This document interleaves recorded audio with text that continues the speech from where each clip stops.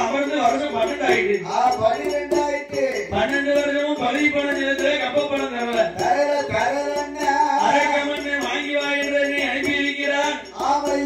கப்ப பணம் தர மறுத்தால் காலிலங்கு மார்பிலங்கு தோளிலங்கு போட்டு பாதாள சிறையில் பிடித்து அழைப்பேன் என்று சொல்லியிருக்கான்